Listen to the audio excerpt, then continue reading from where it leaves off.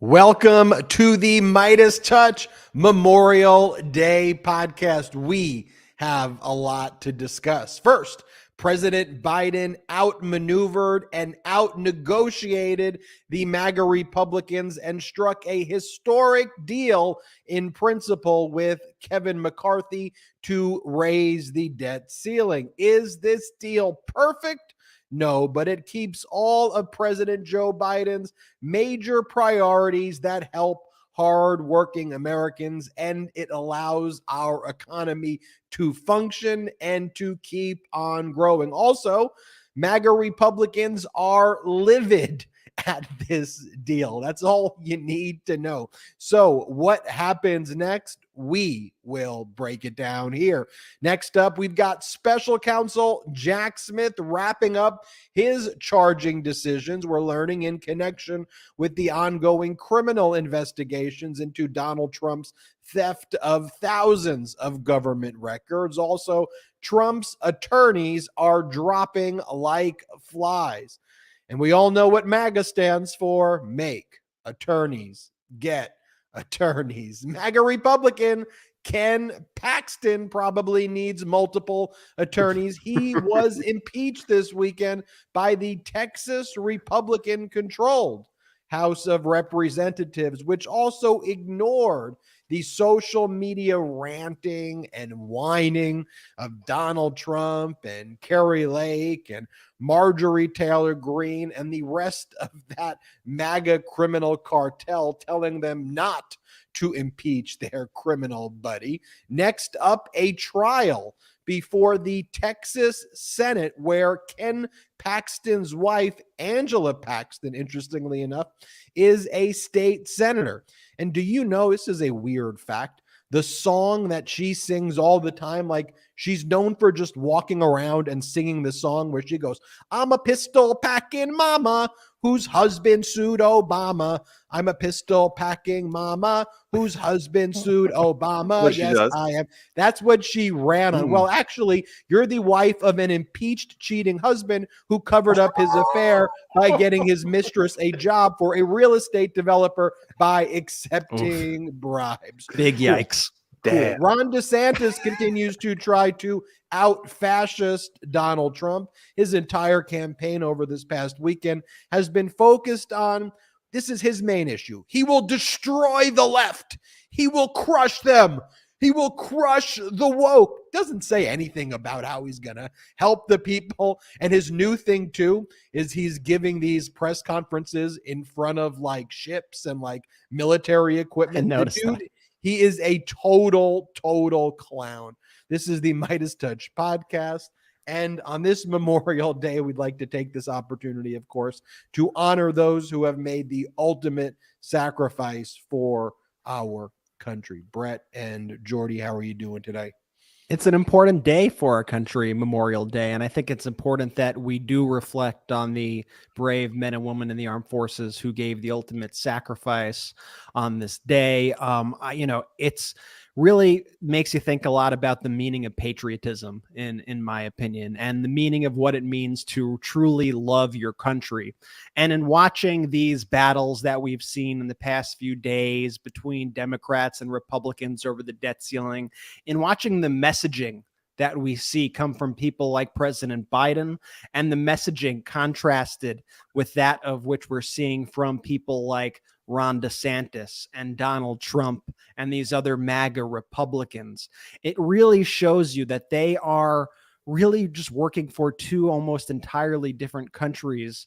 And you see President Biden taking this perspective that he's supposed to, that he is a president for all people in the country, while you see these MAGA Republicans, you see Ron DeSantis, you see Donald Trump trying to further divide the country, further drive a wedge between the country, and really try to make one, even more than half of the country, the enemy.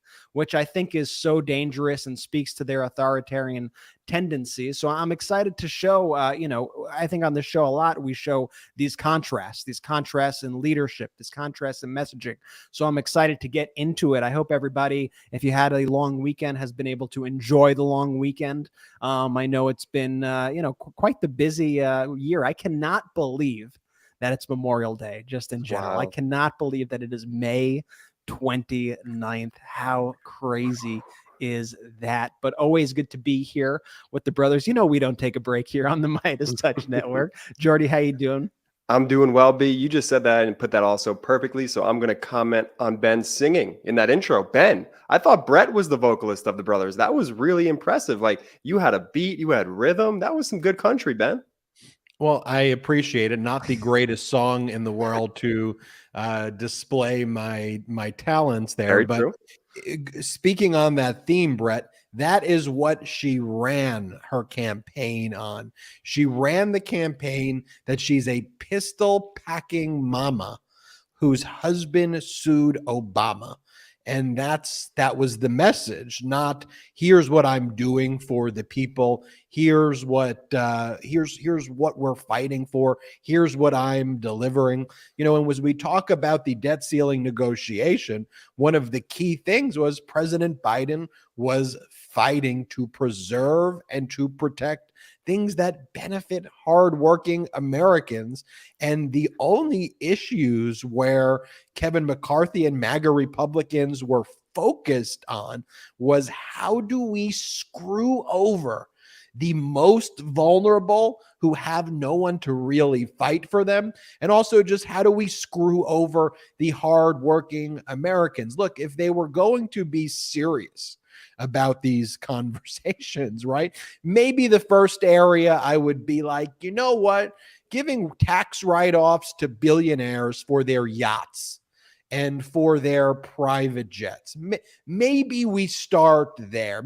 Maybe if we want to figure out how we can bring more revenue into our treasury, maybe we start focusing on things like that. Maybe we close the loopholes in our tax system so that billionaires simply pay their fair share. How about we start with the baseline that they pay the fair share? It's not even that they're saying, oh, they shouldn't pay more. Their fight, the MAGA Republicans, is that billionaires should not pay their fair share. They should use all the loopholes in the world that they could avail themselves of, which you can't, which hardworking Americans can't. And that should be protected. Like what? And where the MAGA Republicans want to focus on, and what they're high-fiving each other, even though it's definitely not a victory, because as we go through what this ultimate deal was, they're like, we've increased the work requirements for the SNAP program, the Supplemental Nutrition Assistance Program, from 49 to 54. And they're like high-fiving each other. I mean, President Biden did something brilliant there, because what he realized is that the most vulnerable within that age group are likely going to be veterans and individuals who are homeless, right? So what Biden did was to capture that same group that could potentially be harmed there.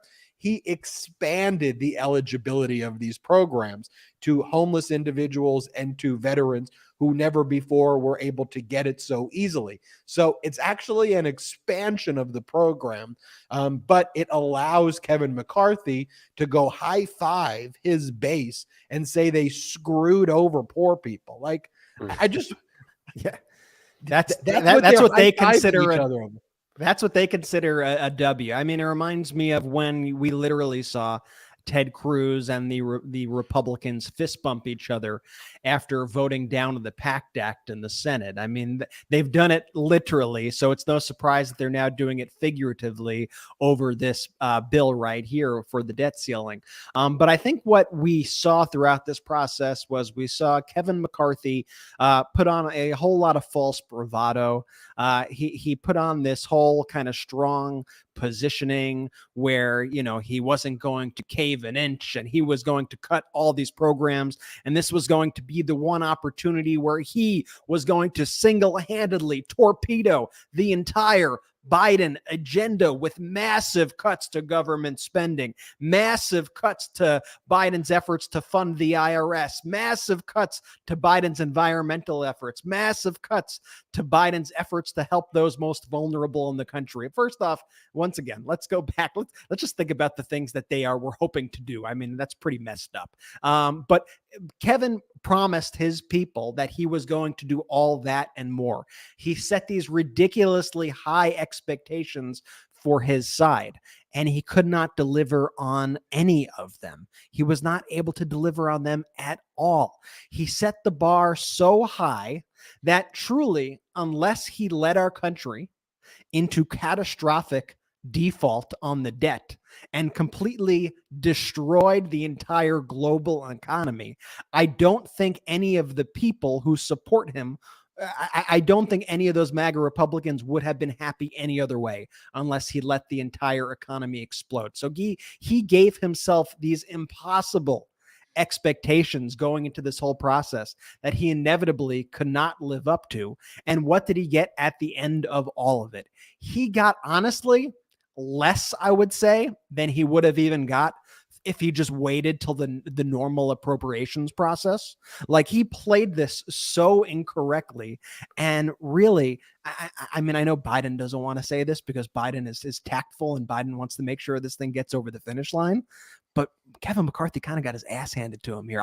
I'll say it. It's our show. We're talking with our people. I mean, this was overall a bad look for Kevin McCarthy to put up such a fight and ultimately just fold. He beclowned himself. He beclowned the House Republicans in Congress. It was really just a bad look. It showed how misguided their priorities are. And at the end of the day, the Biden agenda that actually helps Americans is fully protected. Mm-hmm. And we actually got an expansion of some other key programs, which I thought was actually kind of a brilliant thing at the end of the day. So you go into what's the bad here, right? I mean, look, when people watch the MeidasTouch Network, they know that they are getting the good, the bad, and the ugly. So rather than do all the high-fiving first, let's talk about what the bad is here, right? And if you were to look at it objectively, you would say for the Supplemental Nutrition Assistance Program, which is critical for some of the most vulnerable people in our country, the work requirements for SNAP under this deal went from the age 49 to 54. But as I stated, President Biden was actually able to negotiate an overall expansion of SNAP, reducing the overall number of vulnerable people of all ages subject to SNAP's time limits. So actually a win there. The other thing, if you were going to say, well, this is what's being reported as bad, I've seen these articles, progressives are pissed about this deal. I don't know who's pushing that narrative or who's giving some of the false information. But one of the things I see there is, well, student loan debt collection is going to start taking place within 60 days of the bill coming into law. By the way, that was going to happen anyway. And let's be clear, President Biden put forward the student debt relief program to extinguish student loan debt for millions and millions of borrowers. The Republicans challenge that. That is currently before the United States Supreme Court. This deal does not change what Biden put forward and what the Republicans have challenged. What the deal says is what was going to happen anyway, as the coronavirus emergency powers have been revoked, as we've established through law, maybe not through actuality, but through the lawmaking process, that we're out of a pandemic emergency situation. The debt collection was going to take place within about 60 days of June anyway. So there isn't any change there from what was actually going to happen. I know Republicans are high-fiving that. Look, at some point, the student debt collections are going to start again. Like, it has to start again at some point. And it's been deferred for a significant period of time. But let's not forget that Biden put forward the plan to extinguish the debt All of the Republicans challenge that. That's still at the Supreme Court. If Biden prevails in the Supreme Court, all that debt will still be extinguished up to the $10,000 or $20,000, depending on your specific circumstance. Jordy. Ben, I just wanted to say, when we were talking about Kevin McCarthy before, I mean, it's just such a development of, and representation, I should say, actually, of these MAGA Republicans. Just, Brett, all show, no substance. I'm going to talk this big game. And then when push comes to shove, well, I'm going to be shoved over a little bit here in will of people who actually want to dig deep and do the work, i.e., President Biden and the Democrats. So I started with the bad. Let me tell you about the good, because there's a lot of good here. The deal protects all of President Biden's legislative accomplishments, including the bipartisan infrastructure law, the CHIPS and Science Act, the PACT Act, the Inflation Reduction Act, which is the most aggressive action in our history to tackle the climate crisis, investment in environmental justice, and creates millions of clean energy manufacturing jobs. As part of this negotiation, President Biden beat back cuts to Medicaid that would have put health coverage at risk for over 21 million people. It did. It still protected the overall student debt relief plan, which is currently before the United States Supreme Court. McCarthy asked for a 22% reduction in non-defense discretionary spending. That would have been a significant cut of government programs. He got no reduction at all. Instead, spending will remain at current levels. This deal is also for 2 years, meaning that we won't have to revisit this as we head into the 2024 election. And this is what happened over the weekend. A reporter asked President Biden during a press conference we covered live here on the MeidasTouch Network, what do you say to members of your own party who say you made too many concessions in the deal? Play this video clip. Mr. President, what do you say to members of your own party who say you've made too many concessions in this deal? They'll find I didn't. And this was President Biden from, he's like, you'll find I didn't. It's so good. This is from President Biden from earlier in the day, where he's like, you know, I hear a lot of people saying, like, why am I not out there spiking the football and celebrating right now? Here, play this clip. A number of the members. I spoke to McConnell. I spoke to a whole bunch of people. And it feels good. We'll see when the vote starts. And look, one of the things that I hear some of you guys saying is, why doesn't Biden say what a good deal it is? Why would Biden be saying what a good deal is before the vote? You think that's going to help me get a pass? No. That's why you guys don't bargain very well. Anyway. Truly a master negotiator. I'll talk about that in just a moment. Here, a reporter asks President Biden, what is the message to House Democrats that have reservations about this bill? Play this clip. What's the message to House Democrats who have reservations about this compromise bill? Talk to me. Mr. President, what would you tell them? I'm not going to tell you. Why not?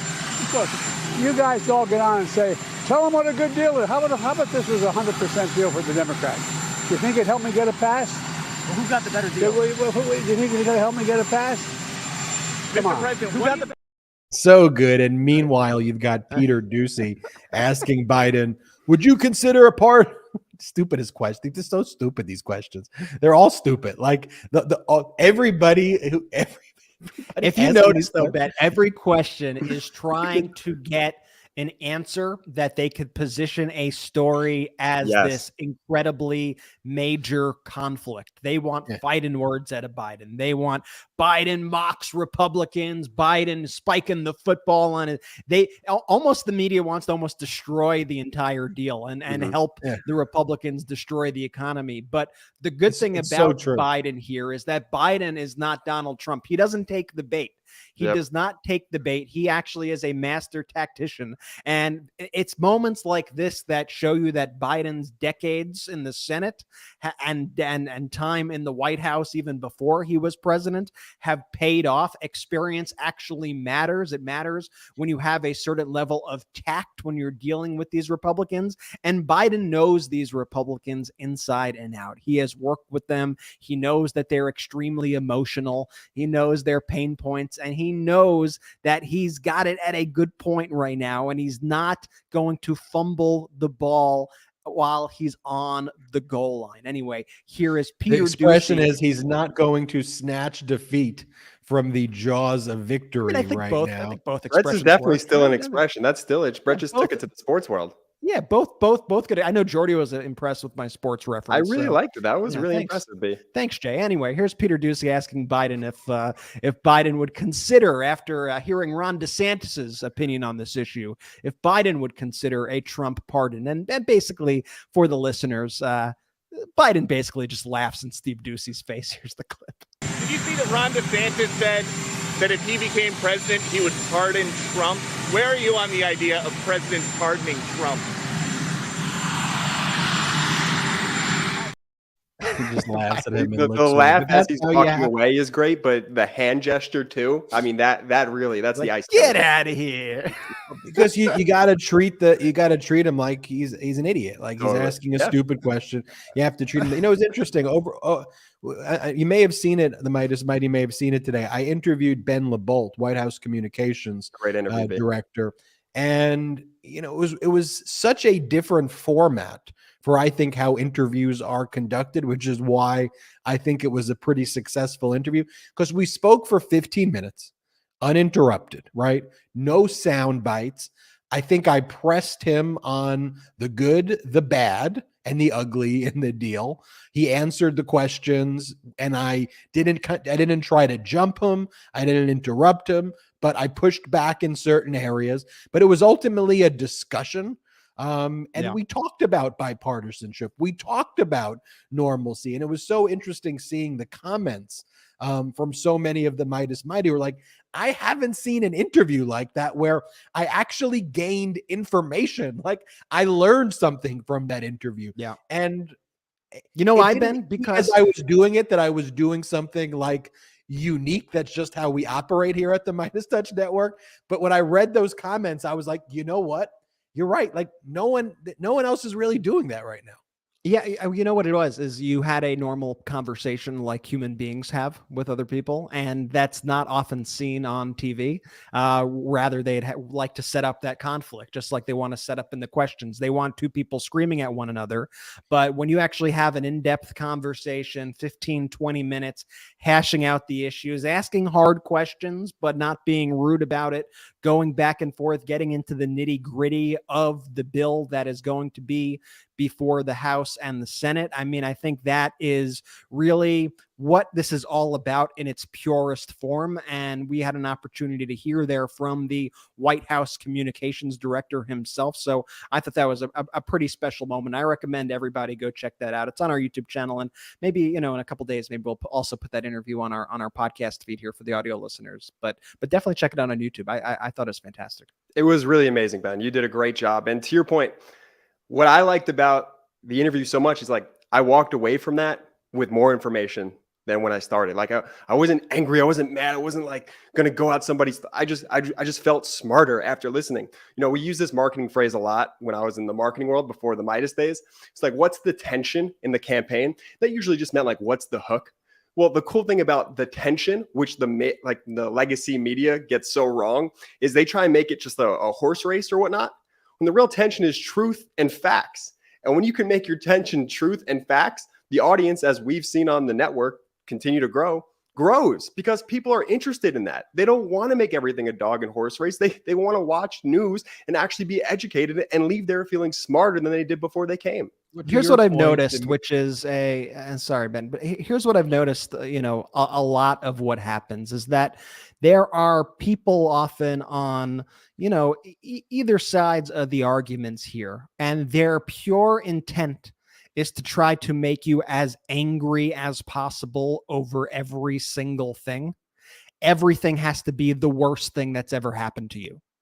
And that's just not the case. I mean, politics is a world of nuance. And especially in a situation like this, when you're dealing with a debt ceiling negotiation with a divided government, and you're dealing with somebody like a Kevin McCarthy at this, very important time period in history, it's important to actually delve into the nuance of the situation and not get riled up by those people who just want to make you angry and pissed off and want to wear you down and have you sit on the sidelines because they try to make it seem like everyone's the same, that everything is the same, and that nothing you do is having an impact, when that could not be further from the truth. What we must not do in all these situations is let perfect become the enemy of the good. And we have to learn to take our wins. We have to learn to understand what is actually good for our democracy, what is good for the American people, and averting a catastrophic default and maintaining these incredible programs that actually help the lives of Americans who need them the most. To me, that is a huge win at the end of the day, and you have to really accept the nuance of the situation to fully appreciate it. And we don't need the media creating the tension. The tension is out there. What the media needs to be doing is observing the tension and also pointing out accurately where the tension points are coming from. So ultimately, if the MAGA Republicans are the one who are manufacturing a crisis, the media's role isn't to then take that manufactured crisis and create the tension by lobbing that manufactured crisis back and normalizing it, and then confronting Democrats like this is a whole normal discussion. The media should be calling balls and strikes and should be asking the tough questions about what's going on and reporting where the tension is arising. Why are we in this situation? So American people could become better informed. And why are we in this situation is the reason that Kevin McCarthy is facing backlash from the extremists who have taken over his party. It's not a small faction. It is the modern day MAGA Republican Party. For example, MAGA Republican Congressmember Ralph Norman on Fox said, well, why don't we just put on what he said if we have the video? Let's play this clip. That's not what the American people elected us for. When you can't have work requirements, imagine that. When you hiring the 87,000 IRS agents, and we don't cut that. When you raise the debt ceiling to $4 trillion and put it past the presidential election, no, that's not what we sent Kevin to negotiate. Now, in fairness to him, he's done a good job so far. But when we're all going back, we're going to scrutinize the 100 pages. And if it's what I'm hearing, no, we're not going to give a corrupt administration, as the hearings have shown, the keys to the vault, and raise the debt ceiling like, apparently we're doing. But it's not going to sit with a lot of people, including me. So if this were to be a normal conversation with the media, you would ask, what do you mean, Mr. Norman, by the vault? Didn't you create the obligations and the debt? It isn't the debt that has to be paid by the government right now caused because of the spending that you and Donald Trump and other MAGA Republicans okayed? Isn't that what this is really about? See what the answer is. If you want to go to the 87,000 IRS agents where the media just lets something like that hang out there, that's a MAGA Republican conspiracy theory.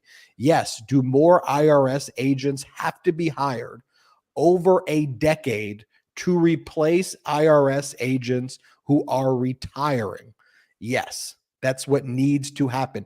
Are there 87,000 IRS agents that are knocking down the homes of hardworking Americans and conducting audits on them? No. Will there be better resources within the IRS actually to help 99% of Americans with things like getting their tax refunds and addressing issues that ultimately put more money back in the pockets of the American people because they're responsive? That is what that will do over a decade. You have to staff. And then we're seeing it already, just while we're still on this point, like we're already seeing the benefits of more funding there. In 2022, before this funding came in, only 15% of calls were answered at the IRS. These are taxpayers who are trying to get help filing their taxes or getting their tax returns, calling the IRS, not getting a human being, not getting any answers. But this year, that 15% skyrocketed to 87% of calls answered. And not only that, the wait times of the calls were drastically reduced. They were previously on average 27 minutes of waiting before you were able to get even through to anybody, if you were lucky enough to get through to anybody. This year, that wait time dropped from 27 minutes to 4 minutes. So that's an actual function of the government working. That is actually competent government. That's why even the framing, when people try to frame things as, oh, I'm for big government or I'm for small government, I reject those options even in and of themselves. To me, I just want smart government. I want government that works. I don't believe in just throwing money at a problem, but I do think agencies should have enough funding so that they're working efficiently. And it seems like Republicans, their whole thesis is that the government is bad and the government doesn't work. And then they get into government and they do everything they can to prove their thesis correct by starving the government of their programs and by being horrific themselves. That, to me, is not smart government at all. That is just sabotage. And the people who end up getting hurt when you sabotage these programs, when you sabotage the VA across the board, are the Americans who need this help the most. And just so you know, when they spread the conspiracy about the 87,000 IRS agents, what is so disingenuous about what they are saying is that, like, they know that they're lying to the American people. Like, they know they're using like a Putin propaganda kind of playbook right there. What they're doing right there is that decamillionaires and billionaires who do the Donald Trump cheating on their taxes thing and don't pay their taxes, they don't get audited. And if they are audited, the IRS doesn't have the resources to complete their audits, so they can drag it out for decades, and then it just kind of goes away, right? So the concern here is if you add more IRS agents, that the billionaires and decamillionaires who cheat on their taxes are going to have their taxes potentially scrutinized in ways it wasn't before. And then that is weaponized by MAGA Republicans to then lie to their base. It's spread by propaganda networks, by oligarchical billionaire interests like the Murdochs, because they have a vested interest in not being audited. And then they tell American people 87,000 IRS agents are knocking on your door. They just are freaking liars at the end of the day. And Brett, when you talk about big government, small government, the whole idea of how Republicans frame issues, it's all total BS. The very essence, what we've learned about them, we've known this before, but it's obvious right now, they just create a frame to justify whatever the hell they ultimately want to do. They love when government works to destroy women and LGBTQ+. They love government for that.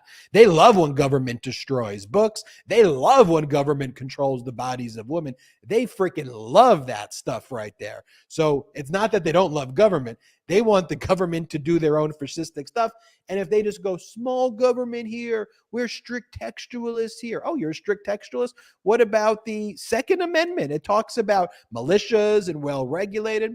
Oh, well, I'm an originalist. And okay, well, let's go back to the original aspect of this. You realize that there weren't AR-15s there, and they go, wait, look, what the founders really meant here is you just take off regulated, you take off militia. It's just the right to bear arms and just be quiet. That's what it is. So it's always a moving. Don't buy into their framing. And that's honestly one of the reasons why we also push back so hard against, when we say don't call these people conservative, don't buy into their framing. I saw a quote that really struck me. I believe it was from an NYU professor earlier, but they said something to the effect of, it's remarkable the way that the press uses the term conservative to mean anything that the extreme right favors. And the more extreme they get, they just describe them as being even more conservative. So the crazier they are, they're just extra conservative, which makes it sound like it's a good thing. Yeah. But that's not the case. They are fascists. They are extremists. And we need to be able to call it out. I see far more normal conservatives these days actually gravitating towards the Democratic Party, which has become a big tent party, which includes whatever other labels you want to give: progressive, conservative, moderate, whatever. There's a pro-democracy contingency of kind of just normal folks in the Democratic Party, yet the more extremists that people get in the Republican Party, they just throw around these labels as, oh, they're just more extra conservative. It's like, no, BS. These people are radical extremists who would be considered hard right, fascist, authoritarian parties in any other democratic country in the entire world, and you are giving them cover. One of the things I noticed too is like a lot of these far right commentators who have like podcasts and things, they try to pretend like they're actually liberals. like Tim Pool, like, you know, whenever he's referred to as far right by a news organization or something, he goes, "What do you mean? I'm a Democrat. I'm a liberal." What are you talking? What are you talking? You can't just say that. You can't just make that up, which is, you know, why you can never buy into the framing that they are projecting. There is an actual belief system behind what they are doing, and there is an autocratic coalition of people in this country and around the world, and we need to be able here to call a fascist unapologetically, because that's what they are. We see the threats. They're following the playbook, and we'll go on as we show you clips of DeSantis and the way these Republicans now are running for president. It is pure, unadulterated fascism, every single bit of it. We got a lot more show. Let's take a quick break. And when we come back, we'll talk about DeSantis. We'll talk about Jack Smith and so much more right after this quick break. I take AG1 by Athletic Greens literally every day. Now, I gave AG1 a try because I wanted better gut health, boosted energy, immune system support, and wanted a supplement that actually tastes great. Now, I take AG1 in the morning before starting my day, and it makes me feel unstoppable and ready to take on my day. I'm doing something good for my body, like giving my body the nutrition it craves, like covering my nutritional basis. I've tried a ton of different supplements out there, but this is different, and the ingredients are super high quality. Very quickly, I noticed that it improved my energy and made me feel great. AG1 makes it easier for you to take the highest quality supplements, period. Just one daily serving covers my day's nutritional basis and supports my long-term gut health with 75 high-quality vitamins, minerals, and whole food sourced ingredients. It's one scoop of powder mixed with water once a day. AG1 is a really seamless and easy daily habit to maintain.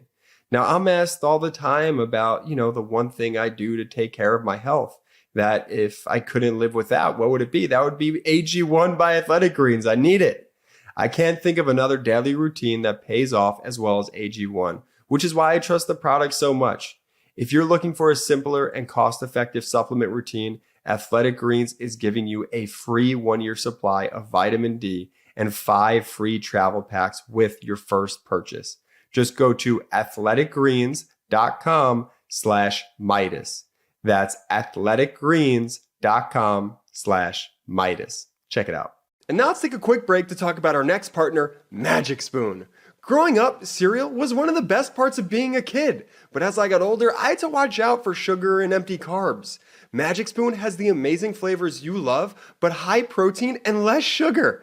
Magic Spoon has replicated your favorite childhood cereals to taste good, but each serving contains 0 grams of sugar, 13 to 14 grams of protein, and 4 to 5 net grams of carbs per serving. It's a keto-friendly, gluten-free, grain-free, and soy-free way to relive those moments watching your favorite cartoons.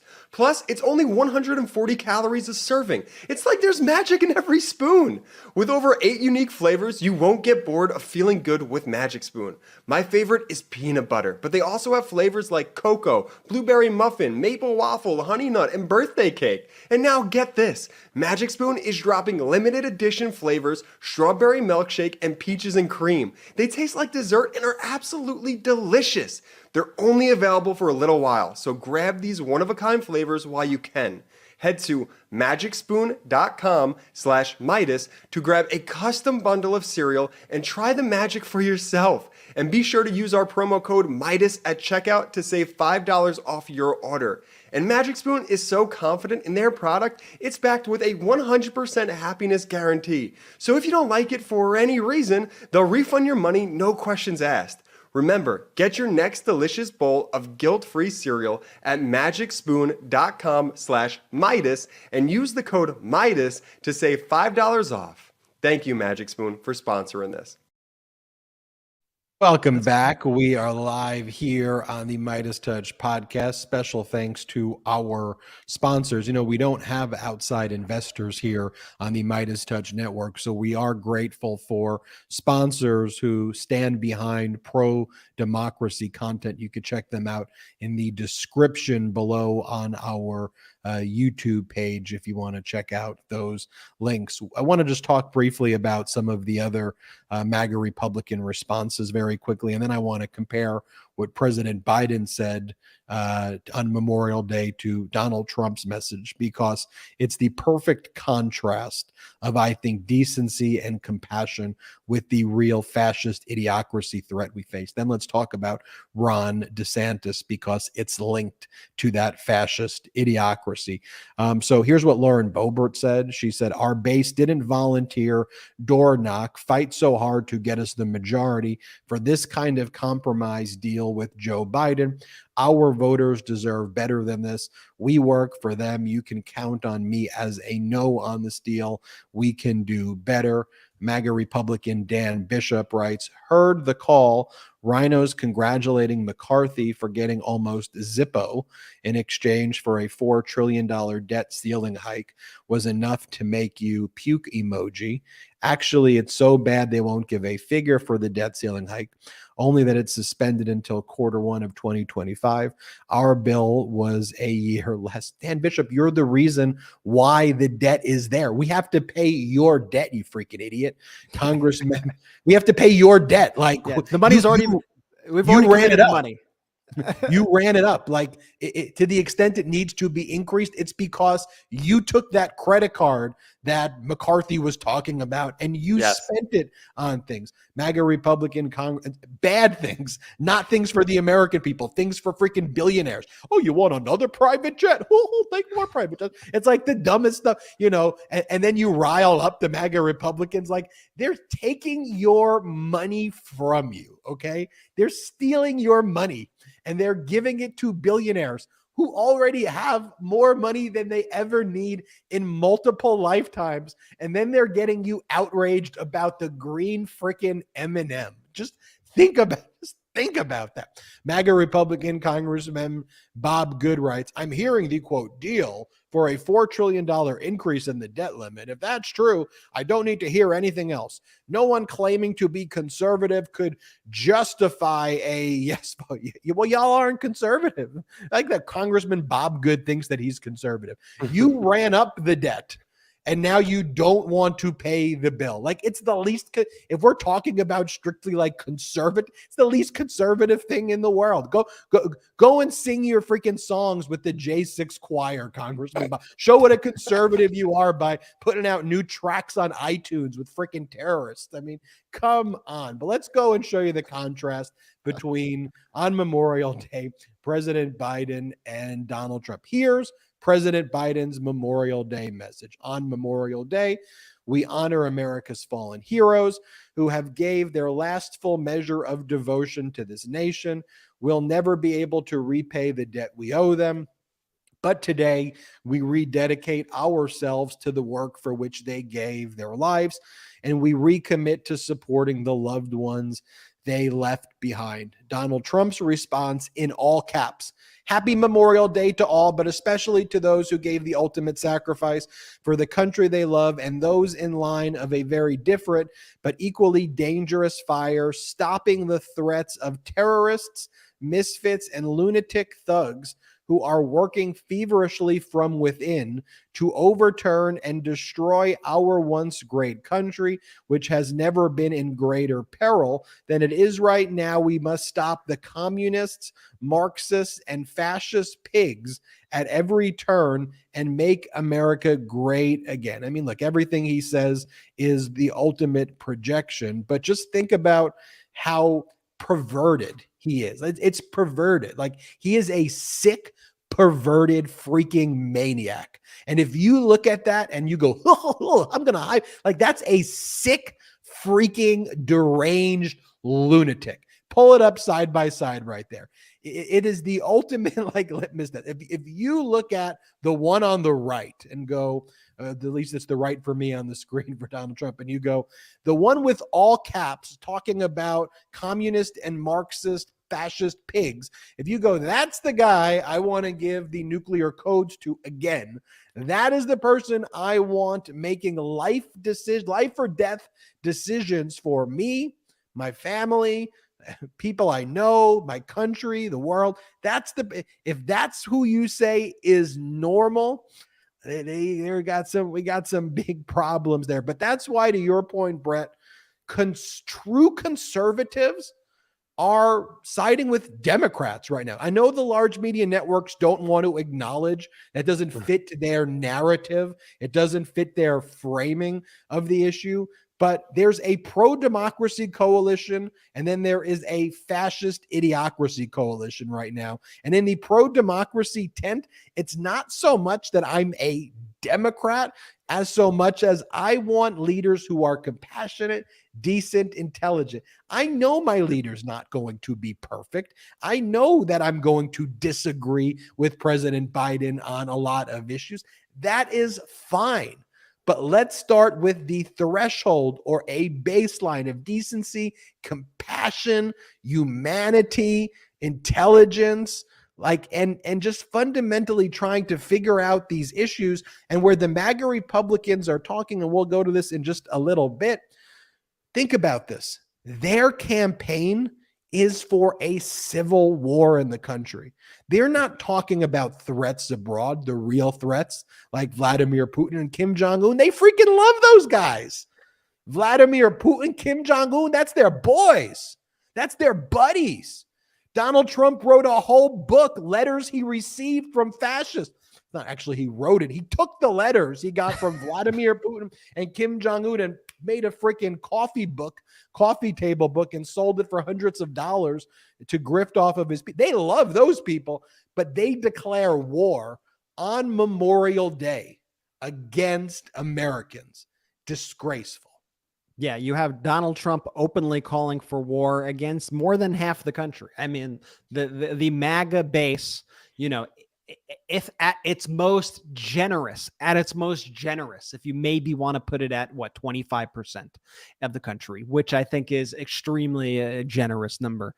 Donald Trump is calling anybody who does not support him, so think like 75% of the country, calling them the enemy of the United States of America. And that does not even register as a blip on the nightly news. That's just Trump being Trump. Imagine for one second a President Biden attacking more than half the country, calling them terrorists. Just imagine the reaction that we would see in that case. And while you see President Biden consistently making efforts, consistently making comments to the effect of, I am a president for all Americans, even if you don't agree with me. I want to make lives better for everybody in this country. You see people like Donald Trump, you see people like Ron DeSantis, and you see other people in the Republican Party openly launching attacks on people who don't agree with them ideologically. That is actually the core of their leadership style, if you want to even call it that. The core of their beliefs is that the biggest threats to America are Democrats. The biggest threats to America are people who are pro-democracy. And that is what is so dangerous about people like Donald Trump and like Ron DeSantis and like all of these MAGA Republicans. And that's why we need to remain vigilant and we need to consistently expose them.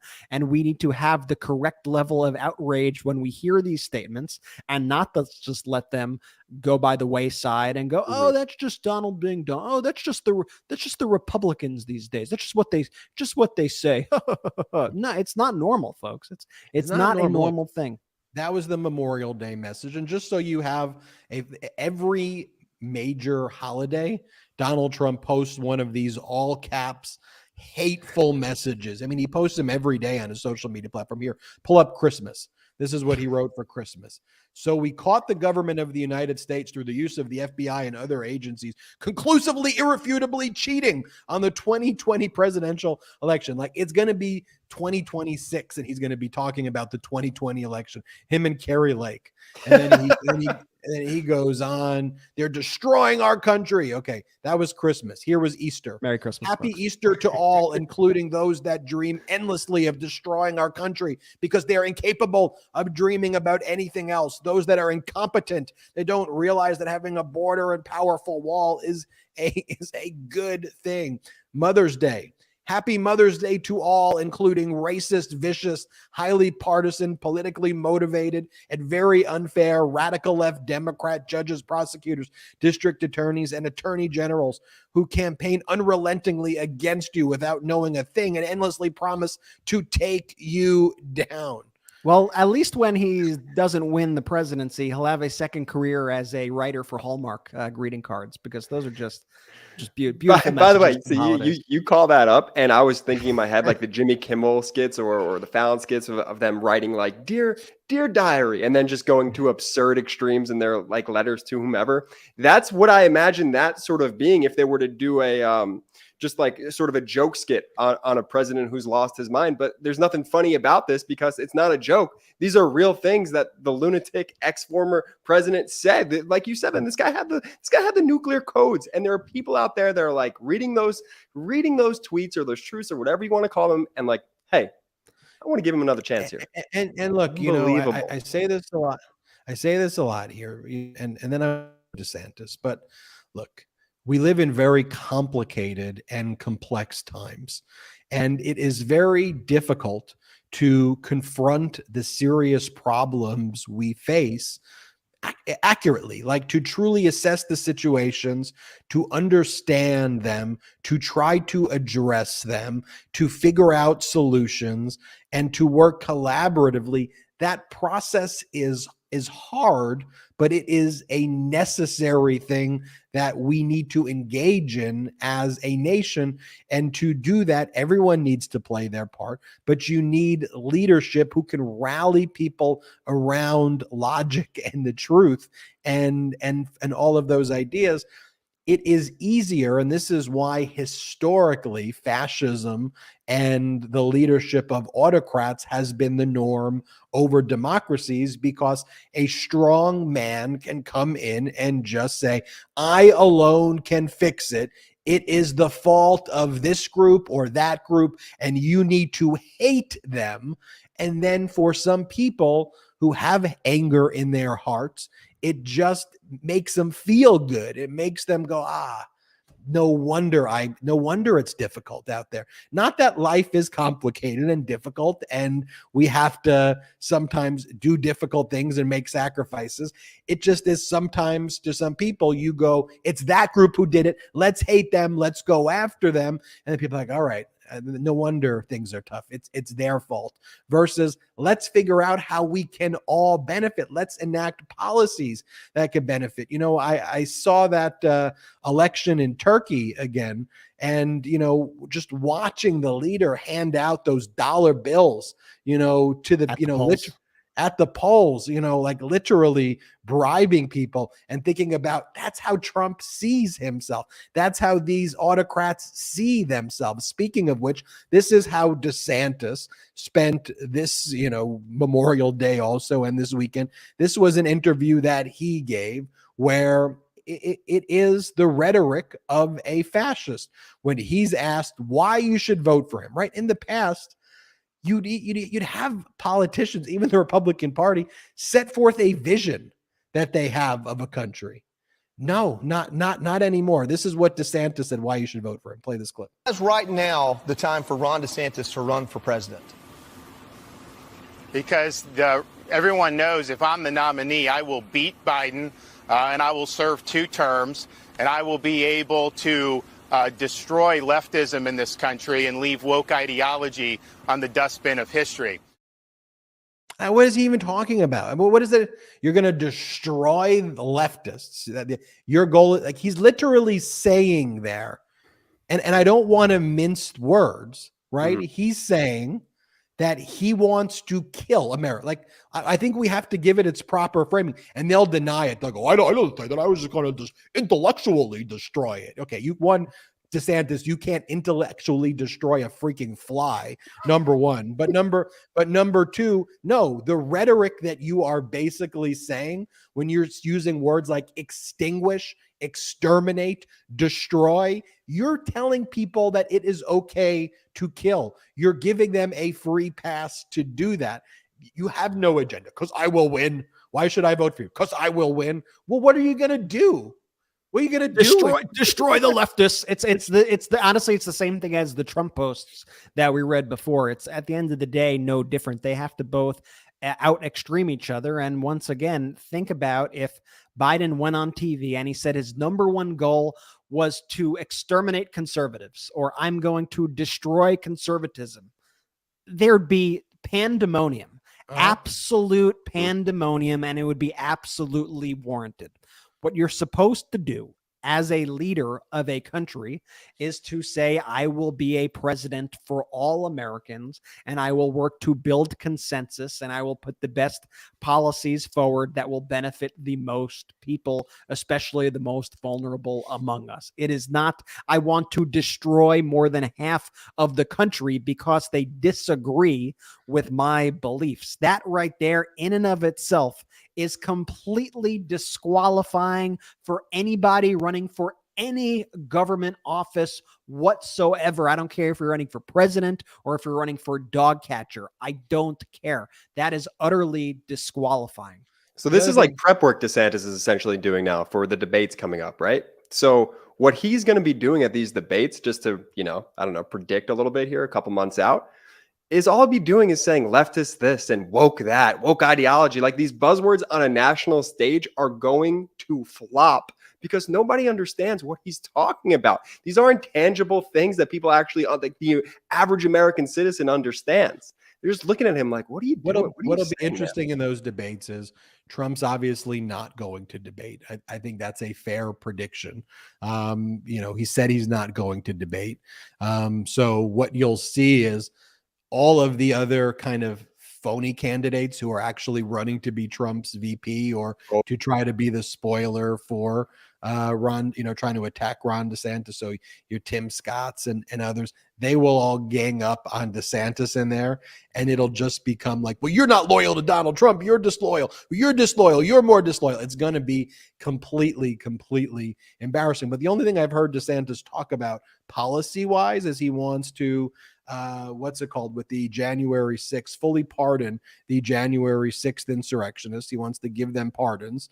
He's also would likely give a pardon to Donald Trump. That's one of the things that he's talked about. And then, of course, he wants to destroy the woke, and then he continues to keep going after Disney. By the way, here, DeSantis finally in this interview, after not mentioning Trump's name, he finally invokes Trump's name to mock him for supporting Disney sexualizing children. Like, when they talk, it's freaking Disney. These people are, just play this clip. Like, it's just some really weird, deranged stuff. We got to call it what it is. Play this clip.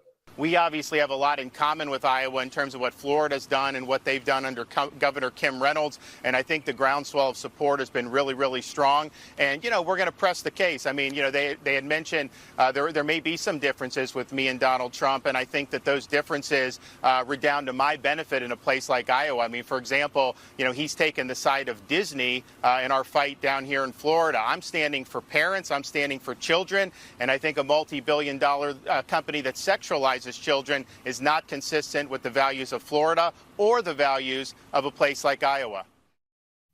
I think it's also interesting. I think it's interesting that he's doing that interview in Jacksonville, where the candidate he endorsed just lost. The Democratic mayor candidate, Donna Deegan, just won on kind of a very common sense, like, let's bring the city together kind of platform.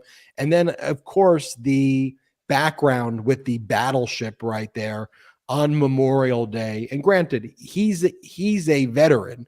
It was reported that, he was a lawyer in the military, which should still be certainly applauded. What should not be is when he cosplays like he was a fighter pilot. We have a fighter pilot here, Ken Harbaugh, on the MeidasTouch network, who did a whole video talking about how DeSantis was not a fighter pilot. So when he dresses up like a fighter pilot, how offensive that is. What DeSantis's job was to clean up the urine for the fighter pilots. That was DeSantis's job. And so Ken Harbaugh called out DeSantis for cosplaying like that. But also on Memorial Day, to stand in front of a battleship like that and to use the military, as his kind of background as a literal prop to project his kind of form of fascism. And that's what that's obviously why they chose that location, because he's a little man and they think that makes him look strong. Put a big battleship behind that little man. Right. The pardon comment, which I don't know if we'll play here, but in another clip, DeSantis had shouted out that he would pardon Donald Trump if given the opportunity to, if he was president in the future. That's a funny sort of big league thing to do. Saying, hey, if and when I'm president, I pardon Trump, is a funny game to play, because I just wish a reporter now goes back to Donald Trump and says, hey, DeSantis said he would pardon you if you were president. Would you accept a pardon from President DeSantis? And have Trump lose his mind. I mean, he wouldn't be able to compute those logistics there. He would say no. I wouldn't accept it. I love the thing about pardoning is the ultimate question we'd ask: for which crime? Because there's there's a multitude of things through which someone could be pardoned for. But if you pardon for state crimes, just a quick update on what's going on with special counsel Jack Smith. So Donald Trump's lawyers, as I mentioned at the outset, are dropping like flies. And one of the biggest indications of this is if you look at the two recent lawsuits that Donald Trump filed. One was this $500 million lawsuit he filed in federal court against my co-host of Political Beatdown, Michael Cohen, where, by the way, the MeidasTouch networks mentioned throughout that lawsuit. So Donald Trump's lawyer in that case is a lawyer who's did franchise law, like a franchise transactional lawyer who doesn't litigate cases like that. And I think on that person's website, it was I forget the person's name. It was but so-and-so just won their first appeal in their history. So that's who's representing Donald Trump in that case. And Michael Cohen said that he's filing Rule 11 sanctions against that lawyer. By the way, could be a significant amount of money. So wonder if that lawyer got an indemnification agreement in place from Donald Trump when he's hit with those sanctions. And then the other lawsuit Donald Trump filed recently through Trump Media was against the Washington Post. He filed that in state court in Tampa. And there he had a solo practitioner whose specialty is workers' compensation law sue the Washington Post for $3.6 billion, although some other places in the lawsuit it says $2.6 billion. So I'm not sure. They're just making up numbers, basically, even though the entire Trump media is listed in Donald Trump's financial disclosures in connection with the Republican primary as being from $5 to $25 million. He claims that the damage caused by the defamation was, it wasn't defamation. Wait, are you saying Donald Trump may falsely value his various properties? That's just an interesting data point. Interesting you would say that. You'd bring that up. That his financial disclosures would say 5 to 25 million, and now he's claiming the damage to him was $3.6 billion. Meanwhile, the SPAC, which is supposed to merge into Trump Media Digital World Acquisition Company, before this weekend, they filed with the SEC a notice on an 8K form saying that they had made material errors on their past annual financial statements and that their own financials could no longer be relied upon, that they had inadequate safeguards in connection with their accounting practices. They've already fired their CEO right there. This is just so when everyone goes, oh, you're just, all the MAGA people, oh, you're just saying that. Like, the SPAC that's emerging into Trump media filed this document. It's in their own words that they told the SEC that their own documents could not be relied upon and that there was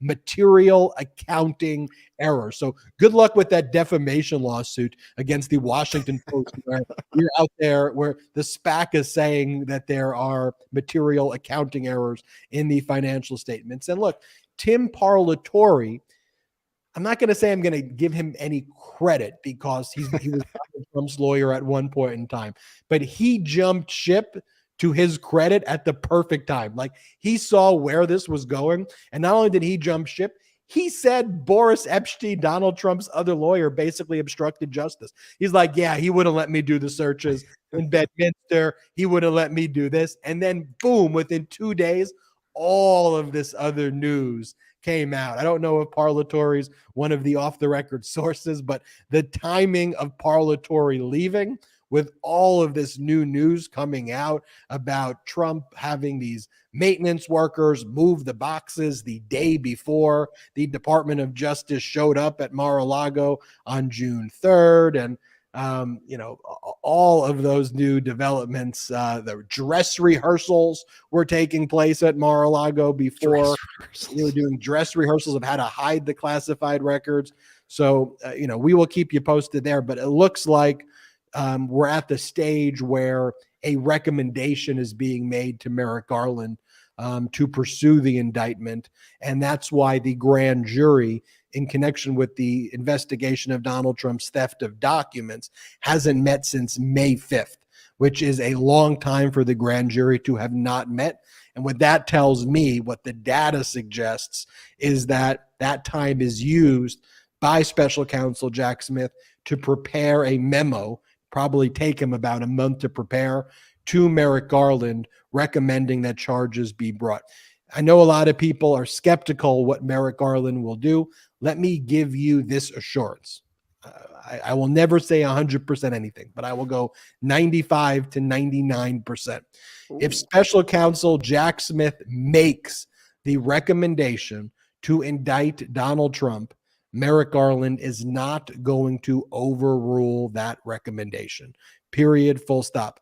Merrick Garland selected Jack Smith because he knew the diligent type of prosecutor Jack Smith was. You would not take Jack Smith from The Hague, where he was prosecuting war criminals, come here to take all of this abuse from Donald Trump, to do a thorough investigation, find all of the crimes, and then throw Jack Smith under the bus. Not happening at all. So if Jack Smith makes that recommendation, there will be indictments, and I think we will be reporting on that this summer for sure. And tell us, Brett, what happened with Ken Paxton? Some fireworks there this weekend that a House Republican-led committee that was appointed by the House Republican leader. This was Republican-led the whole way. They're the ones who control it. Trust Democrats wanted the guy impeached, 6 years ago, 10 years ago. They don't control the House of Representatives. But Speaker of the House Republican, Investigative Committee Republican, all of the witnesses Republican, the votes Republican. What happened? So what you're telling me, Ben, is this was all a liberal, Marxist, communist witch hunt against Ken Paxton, is what I heard. That's what Donald Trump said, and Lauren and Ken Paxton, by the way, it's what Ken Paxton said too, because they like to deflect all their criminality by blaming the other. It's a common fascist authoritarian tactic, and when cornered, when confronted with blatant criminality, they need to make it a game of me versus evil. And when that is just not the case, and especially not the case when you are a Republican in Texas. So this seemed to all of a sudden move at such a rapid pace over the past few days, where the Texas House ultimately voted 121 to 23, all 23, of course, being all Republicans. But the 121 was made up of 60 Republicans, including the Texas Speaker of the House, to impeach Ken Paxton, the Attorney General of Texas, and refer him to the Senate for trial on charges of bribery, abuse of office, obstruction. And as part of it, Paxton is actually suspended from his duties in office pending the result of the Senate trial. So currently, he is not the AG. He does not have that position while the Senate acts. And today, I just saw right before we went live that those impeachment articles were brought over to the Texas Senate, where the next phase of this will begin. So remember, impeachment is basically like, it's like the congressional equivalent of being indicted.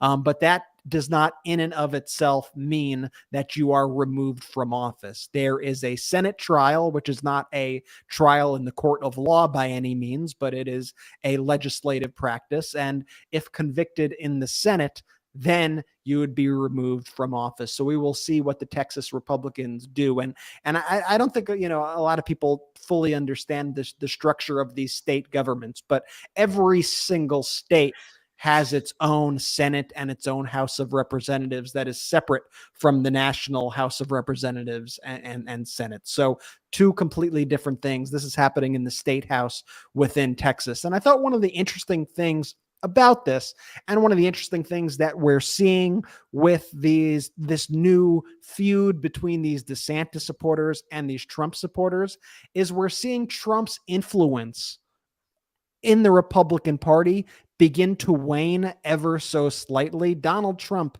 right before this vote happened, Donald Trump put up like an urgent message urging people not to vote for impeachment, urging Republicans. He said, "I love Texas, won it twice in landslides, and watched as many other friends, including Ken Paxton, came along with me.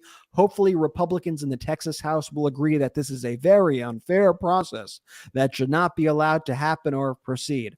I will fight you if it does." So he's threatening any Republican who dare vote against him. It is the radical left Democrats, rhinos, and criminals that never stop. So much projection here. All caps, election interference, free Ken Paxton, let them wait for the next election. So you would think Donald Trump, having the bully pulpit that he's had amongst the Republican Party over the past few years, they often kind of folded to his dumb posts. This time, they said, "I don't give a crap what he says," and they voted to impeach Paxton 121 to 23. So following this impeachment, what does Ken Paxton do? Does he take responsibility? Absolutely not. Paxton releases a statement, and it's beyond even parody at this point, but he blamed, quote, liberal Republicans and Democrats. That it was like almost every Republican in Texas, but he blamed liberal Republicans and Democrats. And Paxton is a guy who even years ago is already been under indictment for securities fraud. So this is a guy who has been evading the law now for almost a decade. Now he just can't stop criming. He's on all these bribery charges. He's accused of having a donor help fund his mistress to live closer to him, doing all these improper dealings with a big donor, improperly spending like $3.1 million of Texas money, like just every kind of crime in the book. He is just running. And he retaliated against the whistleblowers who were kind of right-wing people who called him out and said, "What are you doing? You're like violating the law. You can't do that. You can't be working with this real estate agent. You're the attorney general." And then he retaliated against them. They sued him. He then like organized the payoff for them. And one of the whole things with this real estate agent at the end of the day, or this real estate developer, was the real estate developer was then basically paying for Paxton's mistress to work for him, but like right next to Paxton, because Paxton didn't want to drive 90 minutes to see her. He wanted her to be closer to him. And the interesting question, which I put out at the top, though, is Paxton's wife, this is the MAGA Republican politics for you, is a senator, is a state senator in Texas. So by law, well, she doesn't have to recuse herself, but if she follows the law, she will recuse herself there. But it'll be interesting to see what she does. And the way she became a state senator is he loaned her the money to basically run. And as I said at the outset, she ran on a campaign. I'm a pistol packing mama whose husband sues Obama. That was her platform. And you would think, you might think in your head, okay, Trump made those disgusting comments, but I'm sure he was on an island, right? And you'd be wrong if you thought that, because even people like Senator Ted Cruz of Texas immediately jumped to Ken Paxton's defense. And this was also right before the vote. He did an entire thread on Twitter. This was the first post. What is happening to Ken Paxton is a travesty. For the last 9 years, Ken has been the strongest conservative AG in the country, bar none. No attorney general has battled the abuses of the Biden administration more ferociously and more effectively than has Paxton.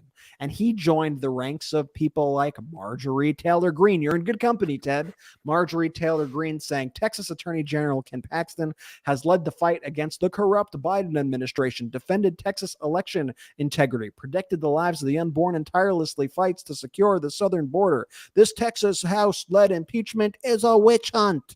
Always a witch hunt with these people. And, I have a couple kind of thoughts with this. One, though, is when they defend people who are so blatantly criminals and they use the same rhetoric over and over, this witch hunt rhetoric, it's a Democrat scheme, it's this and that. It shows how big of liars they are, because this is such a clear-cut case of corruption run amok by this person. And it just shows you how corrupt this entire political party has become, that they're defending this guy, at least on the national level here, where you have them really trying to defend a criminal. And Ted Cruz says it outright, basically, because he thinks the way we do and he is implementing these hateful policies that we want. So he should be immune to prosecution because he's MAGA, basically, is what they're saying. And that's part of this cult mindset. And that's why our whole thing, when we're speaking about these issues, is listen, believe what you want to believe. Don't hurt people, though. Don't attack people, and live in reality. And this person, Ken Paxton, he's already been indicted, as we said, but he's so blatantly criminal. And when the evidence was presented to these House committees in Texas, when it was presented to the Texas Republicans, they were so appalled, and they realized at least that he was such a liability to them that they realized that they needed to impeach him right away. Yet, rather than reviewing the facts, seeing that he's so blatantly corrupt and saying, hey, I may agree with him politically, as hateful as his policies are to us, but you could say, I may agree with him politically, but this guy clearly broke the law, violated the public trust, and so he deserves to face the consequences of those actions. Instead of doing that, they double down on their criminality, and like a fascist criminal cult, they go and they try to protect that person because he is one of them. And that is not a place where we could have legitimate discussions with another party when their first instinct, and not even their first, their whole ideology is just, we need to protect the cult at all costs. And the more criminal, the better, ultimately, for people like Ted Cruz, for people like Carrie Lake, for people like Marjorie Taylor Greene. You lose all credibility when you refuse to call it out, and instead you sell your soul to these people like that. Right, you're so right. And you know what was interesting reading these texts and these tweets the second time around with you actually reading them? Notice how in none of them they say he's innocent, that he's not guilty of these accusations. They use words like travesty and witch hunt and the Biden administration's doing, but they never once defend Paxton on the merit that he's not guilty of these accusations. Their entire argument to that point, Jordy, is he's one of us, so he shouldn't be prosecuted. Exactly. He's one of us. He's not one of those criminal Marxist liberal communists, right? He's one of us. So how dare you go after him? And that is the fascism. That is autocracy. Unbelievable. And I will always remind those MAGA Republicans or those Republicans who are on the fence of that great poem about first they came for the trade unionist. I wasn't a trade unionist, so I didn't do anything. They came for the socialist. I didn't do anything because I wasn't a socialist. They came for the Jews. I didn't do anything because I wasn't a Jew. And then they came for me, and there was nobody who was there for me. The MAGA Republicans will label Bill Barr a rhino. Put it that way. The guy who literally covered up for Donald Trump in the most egregious ways is a rhino because he was not willing to go as far. He tried to. He just like, I can't justify Donald Trump, your ridiculous thing that there are secret satellite dishes beaming Hugo Chavez's body and bamboo is changing elections from Dominion. Like, I don't even know what you're talking about. I can't do that one for you. I could do the other stuff for you. I can't go there for you. Rhino, liberal. And so they'll come for you. They'll come for you eventually. That's the nature of authoritarianism. That's the nature of fascism. But on this Memorial Day, I am just so grateful to be part of this pro-democracy community here at the MeidasTouch Network. I again want to take this opportunity to honor those who have made the ultimate sacrifice for our country. And I also want to honor all of those vets out there as well who have made the ultimate sacrifice, who have sacrificed each and every day for our country. And our country owes to all the vets out there, owes you the best, period, full stop, no questions asked. And we're just so grateful for all of you. I see a lot of comments by vets in our comment section, in the chats. And I just want to, from the bottom of my heart, thank you also for your service and for everything. And one of the things we strive to do here on the MeidasTouch Network is to always bring attention. If there's ever an issue, if there's ever anything that we can do to be helpful to support vets and to support our military here for those sacrificing, make sure you reach out in the comments, and we want to highlight those issues here with our platform. One of the things I've been noticing also on the YouTube page are those badges, the membership badges on YouTube. If you see the $sign at the bottom of the YouTube page, if you click that, you could become a member of the YouTube. It's different than Patreon, but you become a member. You get those badges that you see over there. And then one of the features too, you could actually buy other people memberships. If you're already a member, that's one of the options it gives you. So consider hitting that $sign and doing one of those memberships, or buying others memberships if you're already a member. Check out store.MeidasTouch.com for the best pro-democracy gear. Jordy, you want to tell everybody about our great new gear?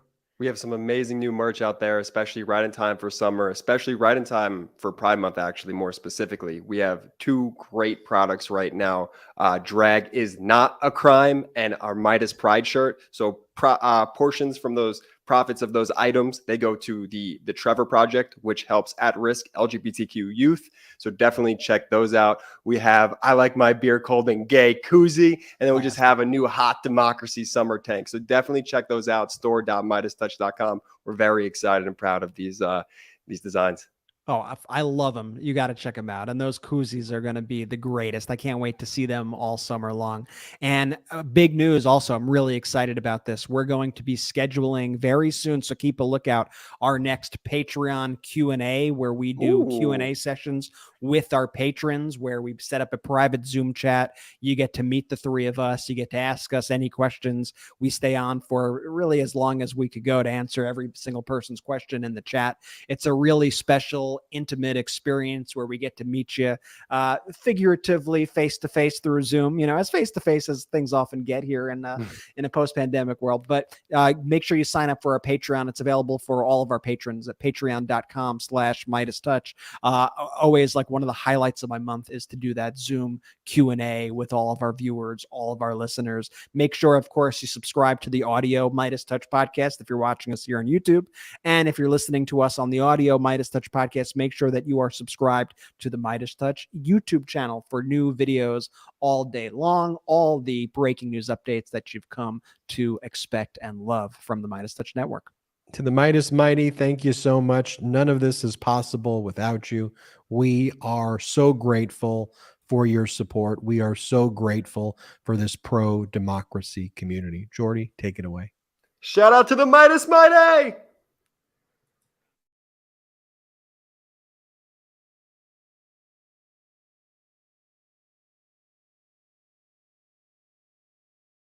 Lock him up! Indictment season is upon us. Celebrate with the new Indictment Season t-shirt and v-neck exclusively at store.meidastouch.com.